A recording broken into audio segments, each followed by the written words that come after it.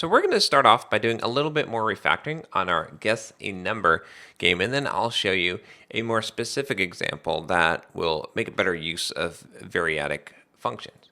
So what we're going to do to start off is we're going to make a function called handle guesses. We're basically going to take this part of our code, this while loop, and we're going to make it into a function that can handle guesses, but we're going to make this a little bit flexible. We're going to make it so that we're going to use a variadic function to take in the text, the strings that it's going to operate on, and then also to handle the number, the random number that we had generated earlier. So we're basically going to make it so that we could pass in different strings to output for too low or too high. So what we'll do is let's go ahead and declare our function. We're going to say function, and we're going to call this handle guesses. And here we're going to use that ellipses, 3 dots, to make this be a variadic function. Then I'm going to put my end in place. And then inside here, we're going to actually put our code. Now, what I'm going to do is I'm going to create 3 variables. I'm going to say low message, high message, and then number. And then we're going to just set this equal to ... So we're going to be getting the values that were passed in here, and we're going to get however many there are passed in. We're going to get the first 3 and assign them to these 3 variables.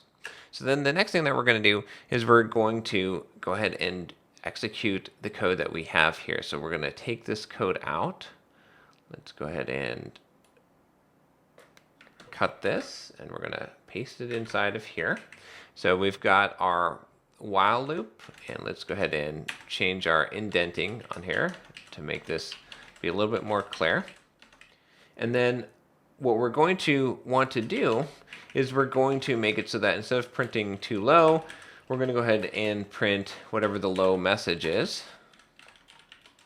And then instead of printing too high, we're going to print whatever the high message is. And then we need our number, which we already have declared there. So this should be good for our handle guesses. So now what we're going to do is in our actual program, we're going to get a random number. Then we're going to say guess a number. And then we're going to go ahead and call handle guesses. So we're going to do handle guesses. And then we're going to pass in, we'll say too low for our low message. And then for our high message, we'll say too high. And then for our number, we're going to pass in that random number. Now, if we go ahead and run this program, it'll work just like it did before. So let's put in 50, too low. It's telling us to guess again.